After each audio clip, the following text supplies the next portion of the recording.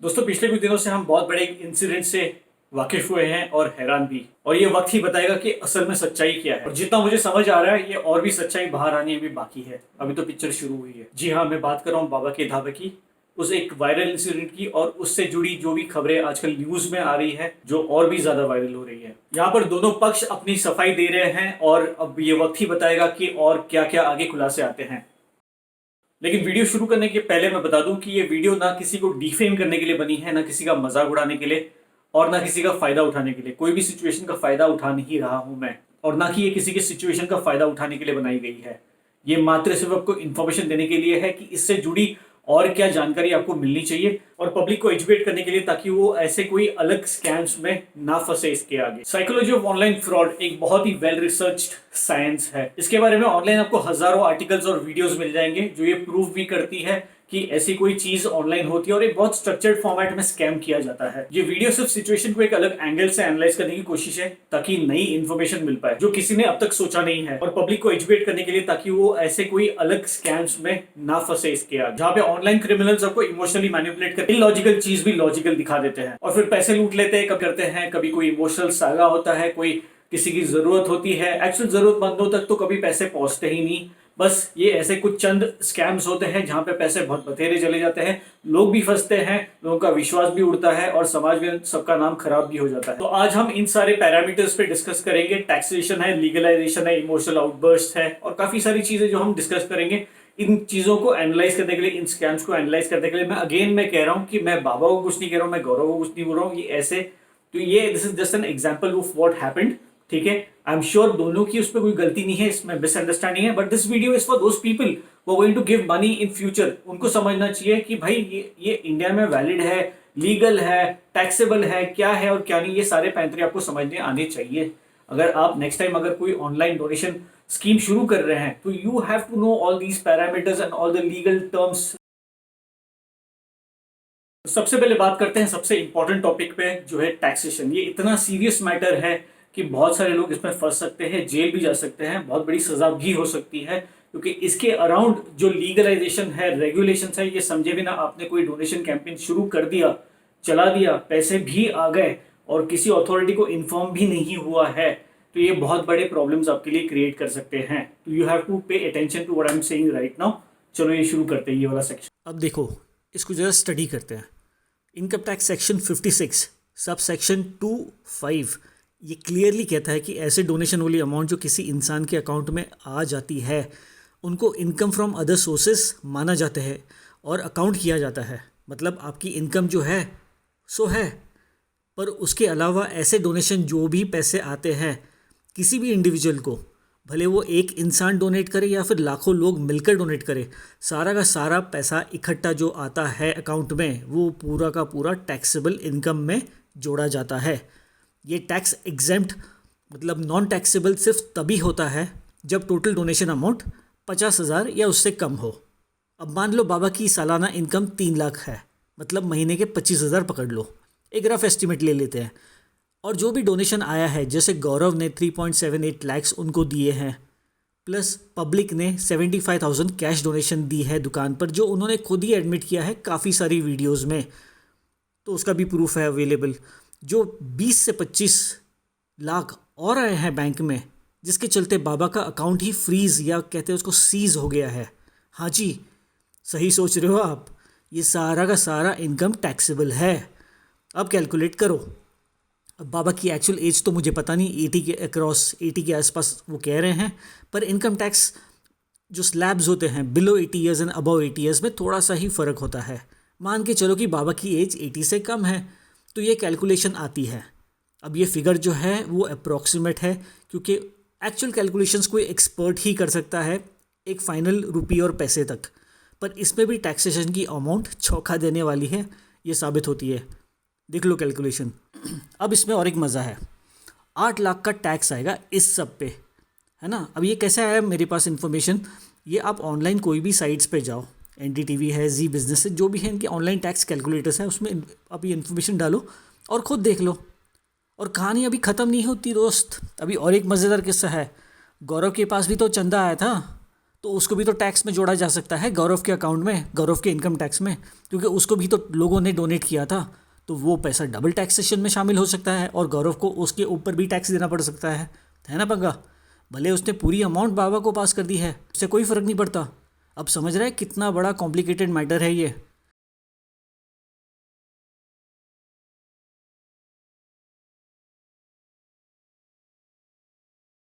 Second और दूसरा important point है लीगलाइजेशन। हाँ, डोनेशन लीगल है इंडिया में, आप लीगली लोगों से पैसे मांग सकते हो, it is not a crime to ask for money, लेकिन उसको रिपोर्ट नहीं करना ये क्राइम है। अगेन इस पे कुछ और चीजें हैं जो बहुत इंपॉर्टेंट है और इश्यूज क्रिएट कर सकते हैं, क्योंकि कल को कोई भी अपने हिसाब से जरूरत क्रिएट कर सकता है और पैसे मांगना शुरू कर सकता है, ऑनलाइन डोनेशन फंड कैंपेन शुरू कर सकता है, और कोई रेगुलेशन ना होने के कारण ये फंड कहीं पे भी इलीगल एक्टिविटीज के लिए यूज किया जा सकता है, जैसे for crime, for anti national, anti social activities. ये बहुत सीरियस मैटर है बॉस। आप ही जरा सोचो, आप एक ऑनलाइन स्टोरी पे भरोसा करके पैसे भेज दोगे, और वो भी एक अनजान इंसान को। ये सिर्फ ऑनलाइन जिंदगी में हो सकता है, असल जिंदगी में आपके पास ऐसे कोई पैसे मांगने आ जाए तो क्या आप पैसे दोगे विदाउट वेरिफिकेशन, बिना कुछ जांच पड़ताल किए कि भाई एक्चुअली स्टोरी जेन्युइन है नहीं है? आपको तो पता है रास्ते पे तो बहुत सारे लोग आ जाते हैं, कोई चिट्ठी लेके आता है, पेपर लेके आता है, ये हमारी स्टोरी है ऐसे। आप उस टाइम पे तो एकदम आगाह हो जाते हो, एकदम क्यूरियस हो जाते हो कि भाई इसके पीछे स्टोरी क्या है। तो ऑनलाइन फ्रॉड में ऐसे कैसे फंस सकते हो आप? इन पैसों को यूं ही डोनेट कर दोगे, लेकिन आपने कभी सोचा है जिसको पैसे मिल रहे हैं उसकी कोई अकाउंटेबिलिटी है? वो क्या करेगा उस पैसे के? क्या उसने रिटर्न में कोई अग्रीमेंट दिया है आपको कि भाई मैं पैसे ऐसे ऐसे खर्च करूंगा, डॉक्टर ने इतना इतना खर्च बताया? क्या उसने वो डॉक्यूमेंट्स कहीं अपलोड किए हैं? इन पैसों को तो ऐसे ही डोनेट कर दोगे, लेकिन जिसको पैसे मिलते हैं, जो रिसीवर है पैसों का, डोनेशन फंड्स का, उसकी तो कोई अकाउंटेबिलिटी है नहीं। वो तो कैसे भी खर्च कर सकता है, वो अपने घर पे खर्च कर ले, ट्रैवल पे खर्च कर ले, कुछ भी खर्च कर ले। उसने थोड़ी ना रिटर्न में आपको अग्रीमेंट दी है कि भाई ये ऐसे ऐसे खर्चा है मुझे और इसके लिए मैं पैसे मांग रहा हूँ। उसने आपको ओवरऑल सम बता दी, अमाउंट चाहिए, या फिर से बोल दिया कि मुझे पैसे चाहिए, आपसे पैसे मांग ले अपने हजारों रुपए। सब लोगों ने, हजारों लोगों ने हजारों रुपए जमा करके इकट्ठा करके भेज। और तीसरी बात, ये भी इतनी इंपॉर्टेंट है, इसको हम कहते हैं इमोशनल आउटबर्स्ट। चलो डिस्कस करते हैं।